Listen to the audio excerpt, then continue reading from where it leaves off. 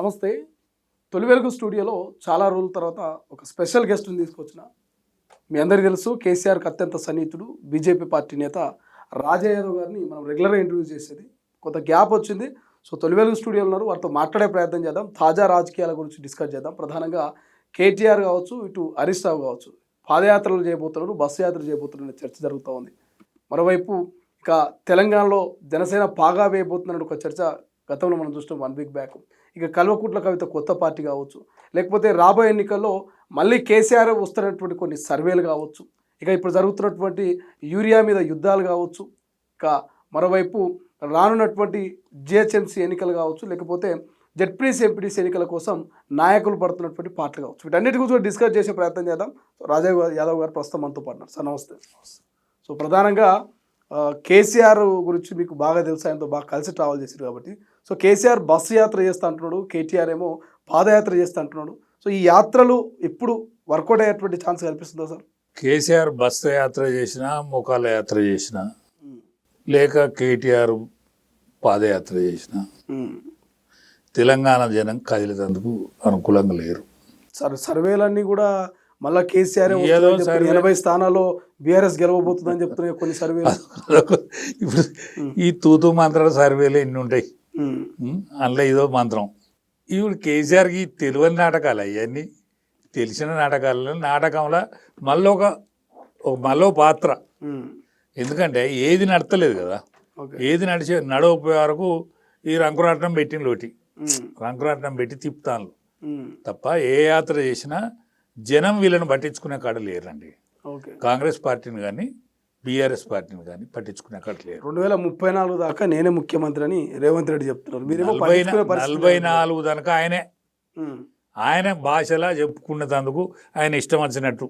కానీ ప్రజలు ఓట్లేయాలి కదా. నెక్స్ట్ బీజేపీకి వేస్తారా? మరి ఖచ్చితంగా వేస్తారు. ఆల్ ఇండియా రాజకీయాలను పరిశీలిస్తే తెలుస్తలేదా? ఖచ్చితంగా బీజేపీ పార్టీకి ఓట్లేయడానికి ఓటర్స్ సిద్ధంగా ఉన్నారు, కార్యకర్తలు పనిచేయడానికి సిద్ధంగా ఉన్నారు. నవయువకులు అందరూ కూడా, యువతరం అంతా కూడా బీజేపీకి అనుకూలంగా ఉన్నది, ఓటర్లు అనుకూలంగా ఉన్నారు. అనుకూలంగా లేనిది ఏంటంటే లీడర్స్ కరువు ఉన్నది. పక్క రాష్ట్రంలో పొత్తు లేనిది కూడా అధికారంలోకి రాలేదు బీజేపీ. సో మరి ఎట్లా తెలంగాణలో సింగిల్ హ్యాండ్గా ఎట్లా అధికారం? ఒక్కటనే సింగిల్ హ్యాండ్గానే కొట్లాడాలనుకుంటుంది పార్టీ. కానీ ఆయా సమయాలల్లో కలిసి వచ్చే అవకాశాలను కూడా అందిపుచ్చుకొని ముందడికి పోయేటువంటి అవకాశం ఉంటుంది. బీజేపీ పార్టీకి తెలియంది కాదు, బీజేపీ పార్టీకి తెలియంది కాదు. అమిత్ షా గారికి కానీ నరేంద్ర మోడీ గారికి కానీ ఇది తెలియని విషయం కాదు. ఇప్పుడు ఆల్ ఇండియా రాజకీయాలను వాళ్ళు క్షుణ్ణంగా పరిశీలించి ఒక 45 ఏళ్ళ నవ యువకుని తీసుకొచ్చి పెట్టుకున్నారు అధ్యక్షునిగా. ఒక 35 ఏళ్ళ ముందు చూపుతో పోతా ఉన్నారు. ఇప్పుడు 3 దఫాల 12 సంవత్సరాలు అయిపోయింది. ఖచ్చితంగా మూడో పీరియడ్ అయిపోతుంది. ఇవాళ మొన్న బిల్లు ఒకటి వీగిపోయింది, ఏది మహిళా బిల్లు. ఇప్పుడు మొత్తం టోటల్ బిల్లు, మహిళా బిల్లు కానీ లేకపోతే డీలిమిటేషన్ బిల్లు కానీ ఒక్కటేసారి ఒకే దఫా ఎన్నికలు కానీ రాష్ట్రాలకును దీనికి కానీ ఖచ్చితంగా ఆమోదం పొందుతుంది. ఇప్పుడు బిల్లు వస్తాయి, ఆమోదం పొందడానికి సిద్ధంగా ఉన్నది. పశ్చిమ బెంగాల్ ప్రపంచనలు యావత్ భారతావనిలా పాకుతూ ఉన్నాయి. ఇవాళ ఆయన రాహుల్ గాంధీ తప్పేం చేసిందంటే, రాహుల్ ఖాన్ తప్పేం చేసిందంటే అనవసరంగా అనేక సంవత్సరాల నుంచి మిత్రపక్షాన్ని స్టాలిన్ వదులుకొని ఒక పొరపాటు చేసుకున్నాడు. ఇప్పుడు స్టాలిన్ పరోక్షంగా ఎన్డీఏకు సపోర్ట్ చేసేందుకు తయారున్నాడు. ఇవాళ 20 సీట్లు ఖచ్చితంగా వచ్చినాయి. ఎక్కడి? పశ్చిమ బెంగాల్. ఒక చిన్న ప్రాణం లేని పార్టీకి ప్రాణం పోసుకొని 20 అంటే ఎన్డీఏకు బలమైన మిత్రపక్షం అయింది అది. ఇవాళ శివసేన అనేది కూకటి వేలతో పెగిలించకపోయింది. ఇవాళ మన ఇంకొక పార్టీ ఉన్నది కదా, ఏది తృణమూల్ కాంగ్రెస్ అయిపోయింది. ఇప్పుడు ఇక్కడ మన మహారాష్ట్రలో కూడా శరద్ పవార్ కాంగ్రెస్ కూడా ఏం లేకుండా అవుతా ఉన్నది. ఇక ఉన్నా యూపీ ఒక్కటే మిగిలి ఉన్నది, యూపీ బీహార్ మిగిలి ఉన్నది. అవి కూడా రేపో మాపో పాసుకుని వచ్చేటట్టున్నాయి. ఎందుకంటే నమ్మకం లేదే. ఇప్పుడు ఇవన్నీ రాష్ట్రాలు ఓకే, కానీ తెలంగాణలో అసలు బీజేపీ వస్తుంటారు, ఖచ్చితంగా వస్తుంది. ఎట్లా వస్తుంది? మీ పార్టీలో ఆ, ఎవరి వర్గం వాళ్ళకున్నది, ఒకరి మీద ఒకరు దుమ్మెత్తి వర్గాలు ఉంటాయి. రోడ్డు మీద బహిరంగంగా పోస్టర్లు పెట్టుకుంటున్నారు. సో అంటే ఎట్లా ఈ సఖ్యత కుదురుతుంది? ఎట్లా అధికారంలోకి వర్గాలు వస్తారు? వర్గం అనేది ప్రతి అంటే స్వాతంత్రం వచ్చిన కాంచెలు ఇప్పటి వరకు వర్గపోరు ఉంటుంది. ఉమ్, కానీ ఈ పార్టీకి ఉన్న నిర్ణయం ఏంటంటే, బీజేపీకి ఉన్న నిర్ణయం ఏంటంటే, బీజేపీలో ఆల్ ఇండియాలో ఒక నిర్ణయం తీసుకున్నారు అనుకోండి, ఆ నిర్ణయానికి కట్టుబడి ఉంటారు అందరు.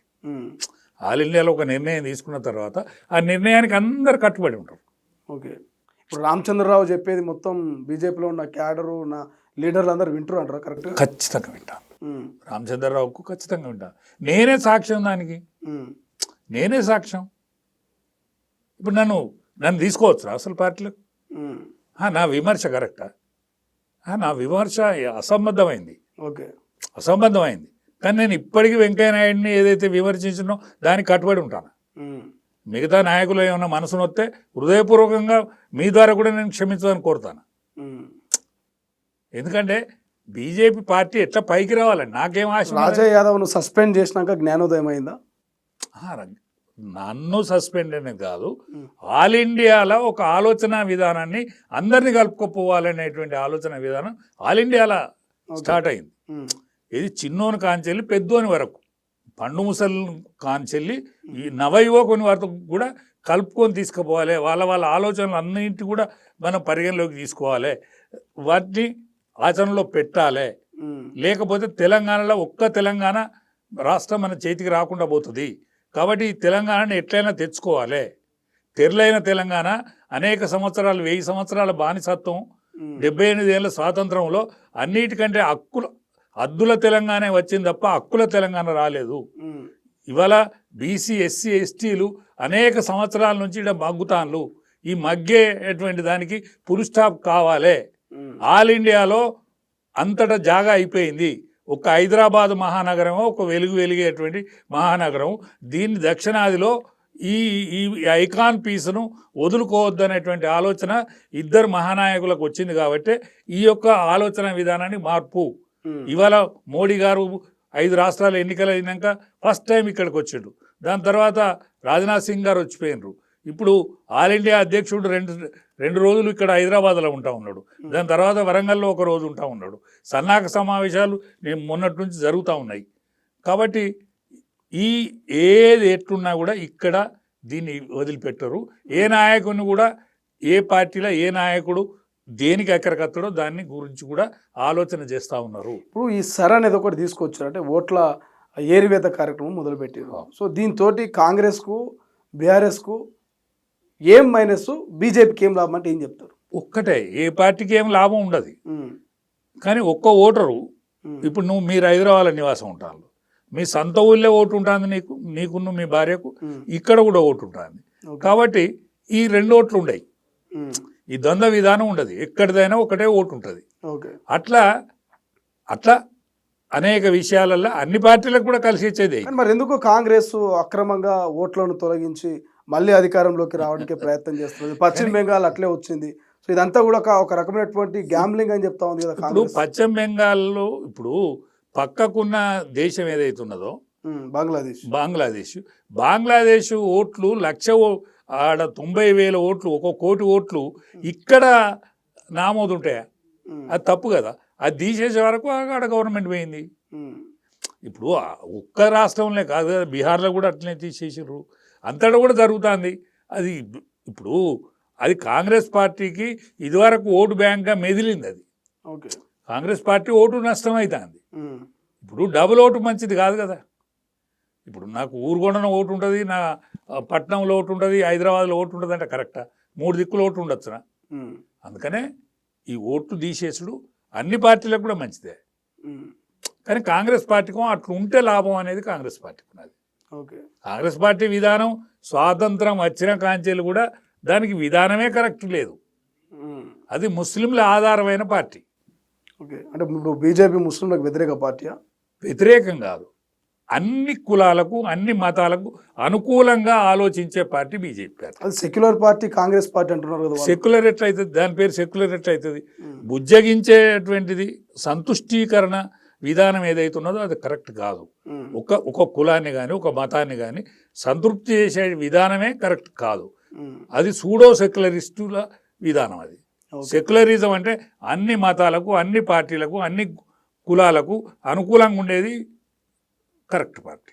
ఇప్పుడు ఈ ఏదైతే కేటీఆర్ రీసెంట్గా ఒక కామెంట్ చేసిండు, నేను కేసీఆర్ అంత మంచోని కాదు, నన్ను అందరు సాఫ్ట్ అనుకుంటారు కానీ నేను చాలా హార్డ్ అని ఒక ఒక కామెంట్ చేసి అది వైరల్గా మారుతుంది. నిజంగా మీరు ఇద్దరిని చూస్తుంటారు, కేటీఆర్ని చూస్తారు, ఇది కేసీఆర్ని చూసారు దగ్గర నుంచి. నిజంగా కేటీఆర్ అంత మంచోడు కాదంటారా కేసీఆర్ కంటే? మంచోడు కాకనే కదా ఓడిపోయింది. కేటీఆర్కు పెత్తనం ఇచ్చిన తర్వాత పేనుకు పెత్తనం ఇస్తేనే కదా ఓడిపోయింది. ఓకే, నేను మంచోని కాదని చెప్పుడు ఆయన కరెక్ట్ చెప్తాను. ఇది ఒక్క ముచ్చట మాత్రం, నేనంత మంచోని కాదు కాబట్టి నేను అట్లనే ఉంటా ఇంకా అంటే నీ చేతులకు పెత్తనం వచ్చినాకనే కదా ఓడిపోయింది. ఇది మాత్రం నిజం 100% వాళ్ళు. ఓకే, కేసీఆర్ అంత మంచోడు, కేటీఆర్ కాడు, అందుకనే పార్టీ ఓడిపోయింది. ఇక మళ్ళా ఆ పట్టాలెక్కేది లేదు. కేసీఆర్ చాలా మంచోడు, ఏ మాట కామాట కేసీఆర్ మంచోడు. కేసీఆర్ ఏదైతే కొడుకు చేతిలో పెట్టిండో ఆయన నేను మంచోని కాదన్నాడు, అది అట్లనే ప్రజలు గ్రహించిర్రు, ఓడిచ్చారు. మళ్ళీ పట్టాలు ఎక్కేది లేదు కాక లేదు. ఓకే, మోకాళ్ళ మీదకి వెళ్ళి నడిచినా కూడా పాదయాత్రలు కాదు, బస్ యాత్ర రానే రాదు. బస్ యాత్ర అనేది అబద్ధం. అది ఈయన మోకాళ్ళ మీదకి వెళ్ళి కేటీఆర్ మోకాళ్ళ మీదకి వెళ్ళి నడిచినా ఇక పవర్లకు వచ్చే సమస్య అయితే లేదు. రైట్.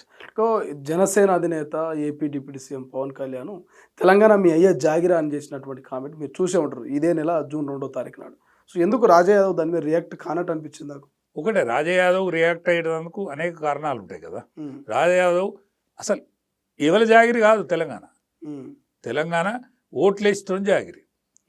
మాకు పలానోడు కావాలి అని ఎవరికి ఓటు వేస్తే వాడు రాజ్యం చేస్తాడు. బీజేపీకి రేపు ఓట్లు ఇస్తానికి తయారున్నాడు. పవన్ కళ్యాణ్ తోడు బీజేపీ బి టీం.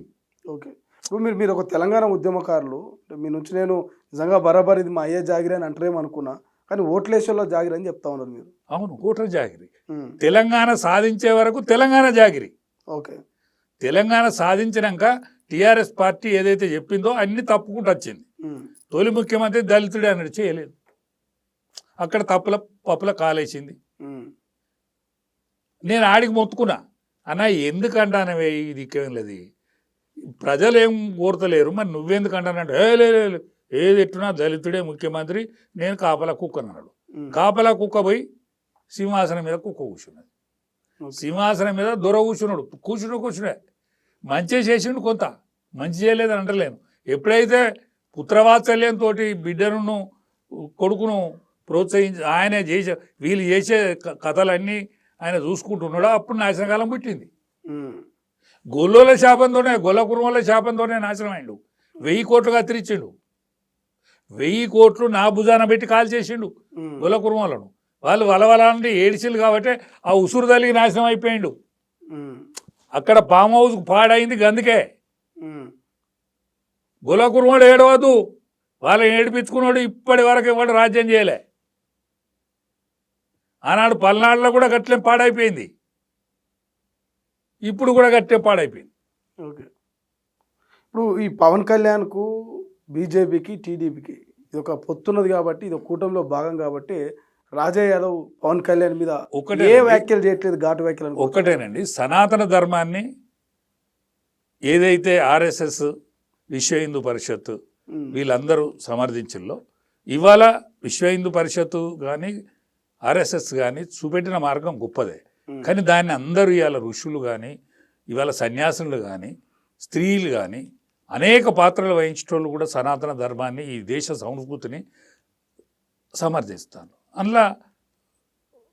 అందులో ఉప ముఖ్యమంత్రి గారు కూడా సనాతన ధర్మం గురించి చురుగ్గా పాల్గొంటా ఉన్నాడు. ఆయన చేసిన పొరపాటు అయితే ఉన్నది, తప్పే ఉన్నది. ఇవాళ పోయినసారి కూడా 8 సీట్లలో పోటీ చేసిండు ఆయన. బీజేపీలో 8 సీట్లు పోటీ చేసిండు.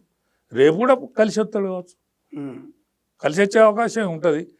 అన్ని రాష్ట్రాలలో కూడా పోయి ప్రచారాన్ని చేసిండు బీజేపీకి. ఆయనను ముఖ్య భూమికనే చూస్తూ ఉన్నారు ఏది ఇద్దరు నాయకులు, అమిత్ షా గారు కానీ మోడీ గారు కానీ. అంటే అందరినీ కలుపుకొని ఈసారి తెలంగాణ రాష్ట్రంలో టీఆర్ఎస్ను కానీ కాంగ్రెస్ను కానీ బొందబెట్టాలనేటువంటి ఆలోచన ఉన్నది. కాబట్టి ఖచ్చితంగా నెరవేరుతుందని నేను అనుకుంటాను. ఎందుకంటే యువకులలో ఆ కదలిక కనిపిస్తాను. ఓకే, రెండు పార్టీలను చూసింది కాబట్టి ఇవాళ తెలంగాణ ప్రజానీకం ఏకైక మిగిలింది ఒక బీజేపీకి అవకాశం ఇవ్వాలనుకుంటారు. కానీ బీజేపీకి లేనిది లీడర్ అంటతోడు నీడను బట్టి పోతాడు, కదలికను బట్టి పోతాడు. లీడర్ ఖచ్చితంగా దొరుకుతాడు. అయితే లీడర్ దొరకకుండా ఇప్పుడు మీరు మొన్నటి ఎన్నికలలో చూసిండ్రు. ఇవాళ తమిళనాడు ముఖ్యమంత్రి కారు డ్రైవర్ కొడుకును నిలబెడితే గెలిచాడు. పశ్చిమ బెంగాల్లో ఒక వంట మనిషి గెలిచి మంత్రి అయింది. అందుకనే పైసలతోని కూడా పని లేదు, పని ఉండదు. పైసలు తీసుకుంటారు, అందరి దగ్గర తీసుకుంటారు. కానీ ఎవరిని గెలిపేయాలన్నా వాడిని గెలిపిస్తారు.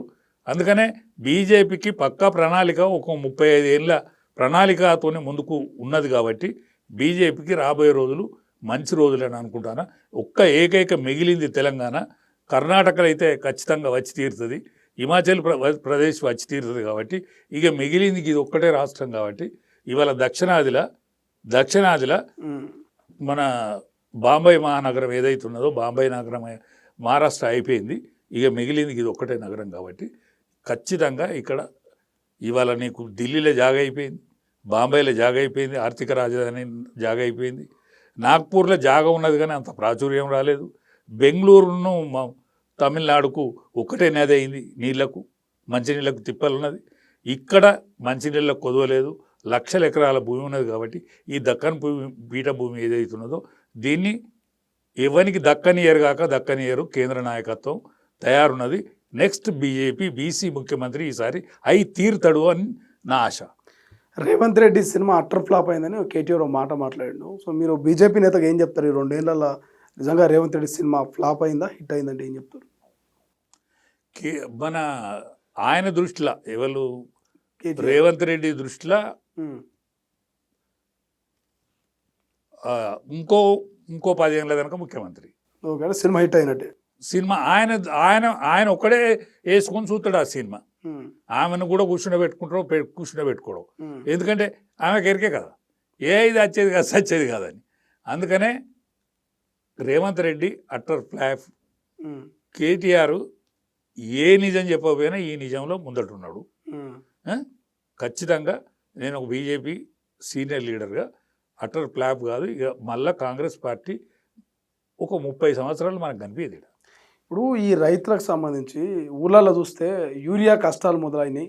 ఆ యూరియా కోసం రైతులు యాప్ డౌన్లోడ్ చేసుకోవాలి, ఆ యాప్లో వాళ్ళు బుక్ చేసుకోవాలి. ఇదంతా కూడా ఇబ్బంది ఉందని చెప్తున్నారు. సో ఇదే ప్రశ్న కాంగ్రెస్ వాళ్ళని అడిగితే ఇది ఢిల్లీలో ఉన్నటువంటి బీజేపీ పెద్దల చేతిలో ఉంటుంది. బీజేపీ వాళ్ళు యూరియా మాకు ఎక్కువ ఇస్తే ఆ యూరియాను మేము సప్లై చేయడానికి ఉంటుంది తప్ప మా చేతిలో ఏముండదు, అక్కడ కొడుతుంటే ఇక్కడ కొడుతున్నదని చెప్తున్నటువంటి పరిస్థితి.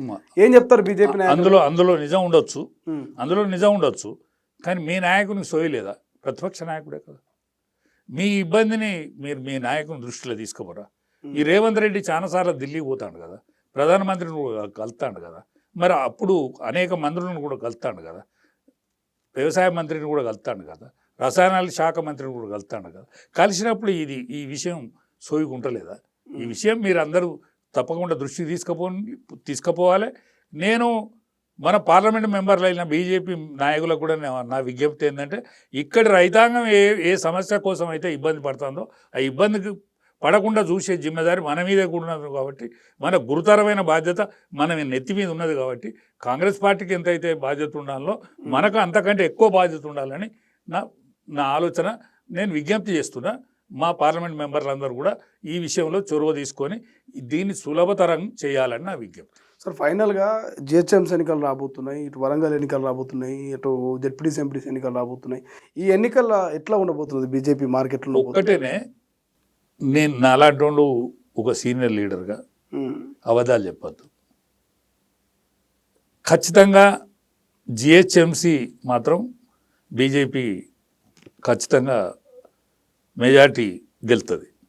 మెజార్టీ కార్పొరేషన్లు గెలుతుంది. 3 కార్పొరేషన్లు ఉన్నాయి కదా, 2 కార్పొరేషన్లు గెలుతుందని అనుకుంటాను నేను. మిగతా వాటిలో మాత్రం కాంగ్రెస్ పార్టీకే ఎడ్జ్ ఉంటుంది ఇప్పుడు ఉన్నది. కాబట్టి అసెంబ్లీ ఎన్నికలు మాత్రం ఖచ్చితంగా ఇక్కడ బీజేపీ గంటాపదంగా బీసీ ముఖ్యమంత్రి అవుతాడు, బీజేపీ గెలుస్తుంది. సింగిల్గానే పోతుందా పోటీ మద్దతు పెట్టుకుంటుందా పొత్తు తెలియదు. అప్పటి కాలమాన గెలుస్తారా సింగిల్గా గెలుస్తుందా గెలుస్తుంది కాలమాన పరిస్థితులు. ఎందుకంటే ఓటర్ తయారున్నాడు, లీడర్ ఆగడు, లీడర్ పుట్టుకొస్తాడు. నువ్వు టికెట్ తెచ్చుకున్నా గెలుతావా? సిచ్యువేషన్ అది. ఓకే, అందరికంటే యువకులకు అవకాశం ఎక్కువ ఉన్నది మెండుగా. ఎందుకంటే వీళ్ళని చూసి వీళ్ళ అన్ని బర్రలు ఉన్నాయి, కాల్చిన బర్రలు ఉన్నాయి. యువతరం ముందుకు రావాలి, యువతరానికి అవకాశం ఉన్నది కాబట్టి ముందట రావాలని నా విజ్ఞప్తి. Right, thank you so much. ఇది మొత్తం మీద భవిష్యత్తు బీజేపీ తెలంగాణలో పాగా వేయబోతున్నట్టు కూడా సో క్లియర్గా రాజా యాదవ్ గారు చెప్తా ఉన్నారు. ఇక యూరియా కష్టాలు కావచ్చు, ఇటు కేసీఆర్ పాదయాత్రలు కావచ్చు, వీటన్నిటి మీద కూడా ఆయన తనదైనటువంటి స్టైల్లో విమర్శలు అయితే గుప్పించినటువంటి పరిస్థితి. బట్ చూద్దాం తెలంగాణ రాష్ట్ర రాజకీయాలు భవిష్యత్తులో ఎట్లా ఉండబోతున్నాయి. రాజా యాదవ్ గారు అన్నట్టు మరి నిజంగా బీజేపీ పాగా వేయబోతున్నదా, మళ్ళీ కాంగ్రెస్ బీఆర్ఎస్ ఓటమి పాలు చూడబోతుందా, ఏం జరగబోతుంది అనేది భవిష్యత్తులో చూడాలి.